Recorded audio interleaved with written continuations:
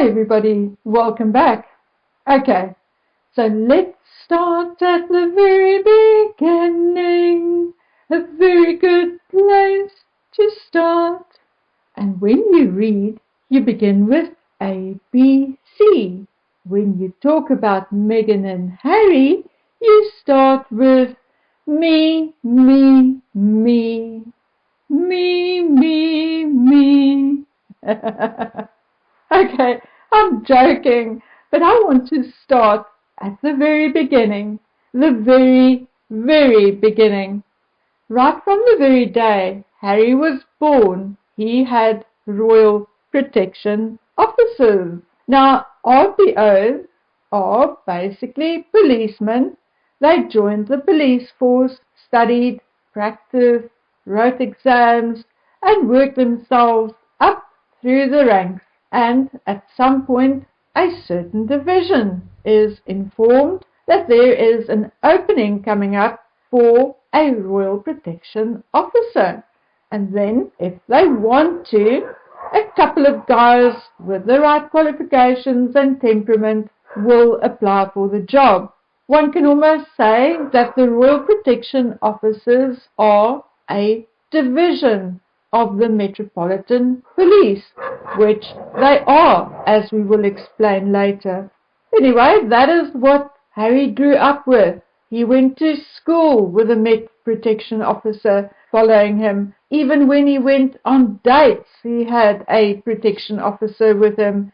Even in his book, he often mentions the one guy who went to numerous trips to Africa with him. Okay, so Harry grew up being followed everywhere, likely even to the door of a bathroom if he was somewhere else and not at home. I can imagine that Harry could feel like he lost a limb without a protection officer. But the entire point is that all of that, security, chauffeurs, secretaries, personal assistants, butlers, all of that comes with the job. When Andrew retired, his mother continued to pay for his security out of her own pocket because it was no longer acceptable to have state-funded security for him. Princess Anne, the hardest working royal of all, does not have state-funded security. She has to pay for her own security and only has state-funded security when she is performing royal duties. The same applies to Edward and Sophie, who are both working royals. The only royals with state-funded security 24/7 is the king and the first in line to the throne, and by implication, their household. Yet, Harry insisted that although he left the job, and not only left the job, but left the country, that the country still pays for his security. It is like me still expecting my ex-employer to provide me with a company car, although I've not worked for him and his business for over 10 years. Harry's argument that his private security can't carry weapons and do not have access to intelligence when they are in Britain does not hold water either. No celebrity, no famous sports star expects his or her host country to provide them with security. Not ever. They bring their own, and if they think it is needed, they may rent a local registered VIP security company to assist their own people. And how do I know that? Because my own brother did VIP security for many foreign dignitaries, VIPs, celebrities, and famous sports stars. There is no reason why Harry and Meghan should be treated differently, and Harry knows that, but misunderstood the message and thought he could pay the Metropolitan Police to protect them. No, it does not work that way. The Metropolitan Police are paid by the taxpayers to protect the taxpayers. End of story. Well, a couple of days ago, Harry finally got the message via the Home Office and the court that police officers are not private bodyguards for the wealthy. And what did Harry do? Not only does he still have a pending judicial review on the initial decision that he no longer qualifies for free protection, but he launched a whole new case claiming that the Executive Committee for the Protection of Royalty did not have the power to turn down his offer to pay for Met security, and that it should be reconsidered by the Commissioner of the Metropolitan Police. Okay, now if you think this is just Harry being stupid, that he doesn't get it, does not understand, or refuses to understand how it all works, then you would be dead wrong. He knows, he understands, because he grew up in that world. But Harry also understands that if he gets his police royal protection back in the United Kingdom, it effectively means that the British government recognizes his status as an IPP. IPP stands for Internationally Protected Person. Now, once that happens, Harry can turn around and expect the same from the American government and any other government of any other country he travels to. So, at the end of the day, no more security costs for Harry and Meghan. But that is not all. IPPs are also exempt from any charges in a host country except for murder and maybe rape. The worst the government can do for anything else is to extradite them back to their own country in the hope that they will be charged there.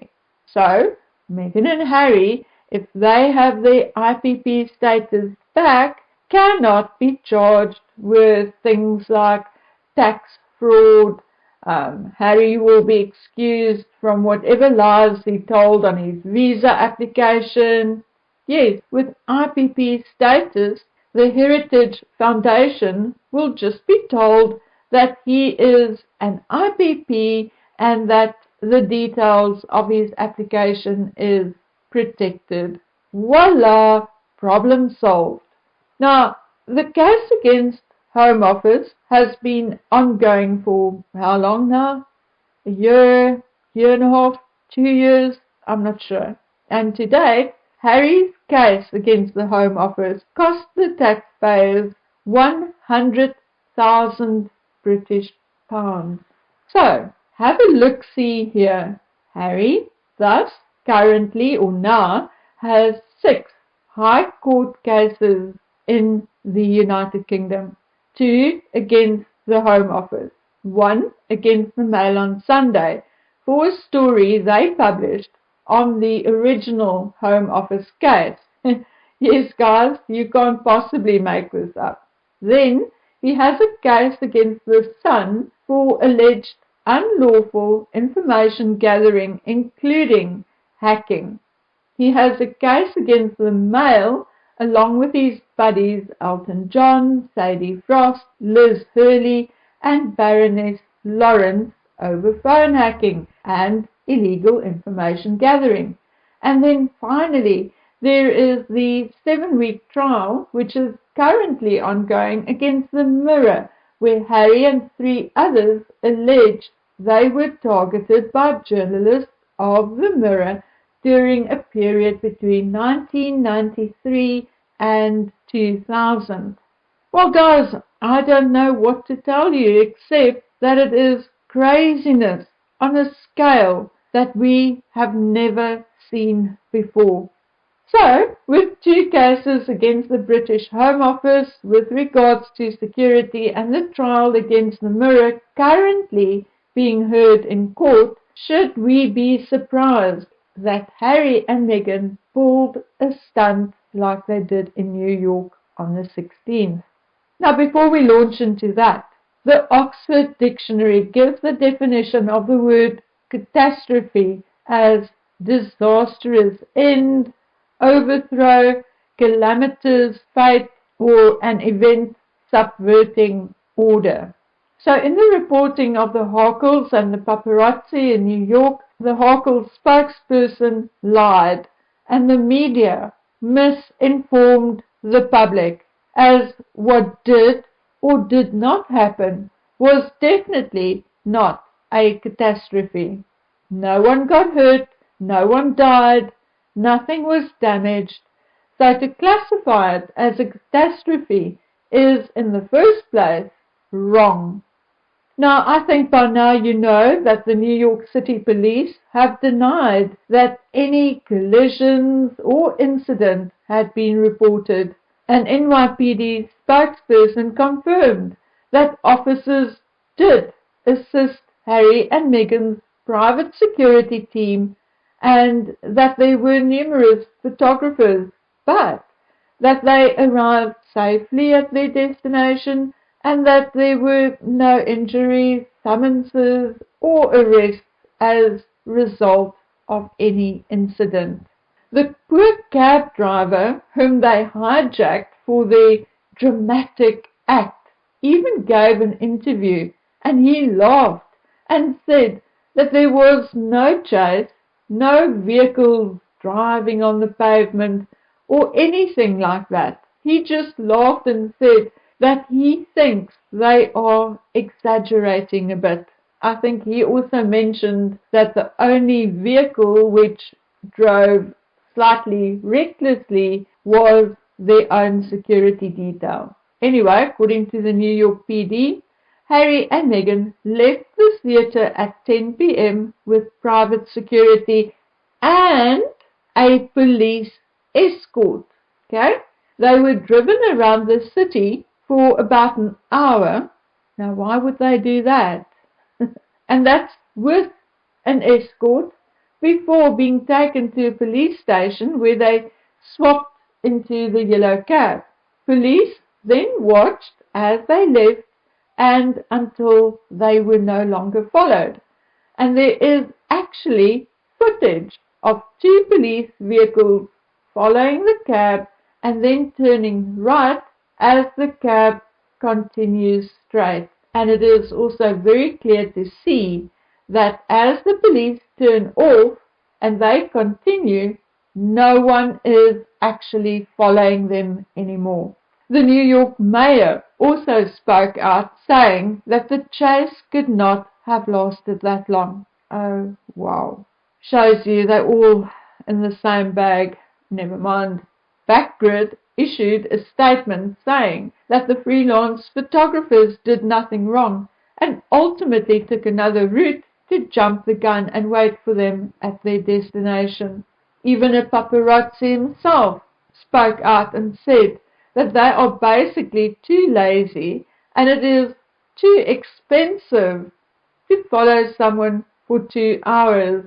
Once they get their pictures, they leave and would rather try and catch another celebrity somewhere else. Like he said, they don't get paid by the hour, they get paid by the picture.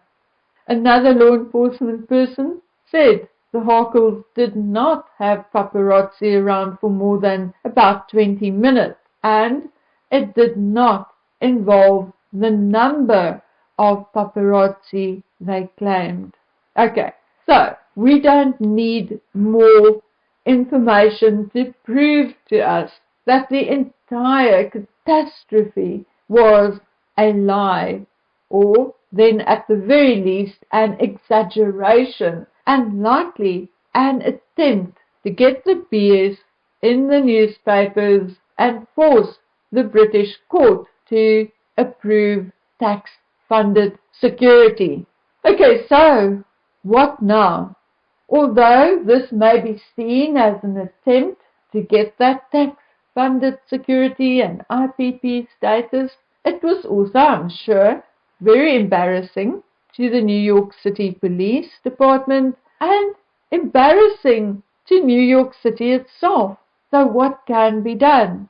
Well, if I was the mayor of New York City, I would discourage everyone and everything from inviting Harry and Meghan to New York again. If they want to give them awards and have them over for some event, I would encourage them to do it somewhere else. So that is my opinion on this entire matter, and also the last word from me for today. So please take good care of yourselves until we meet again on the next one. Bye.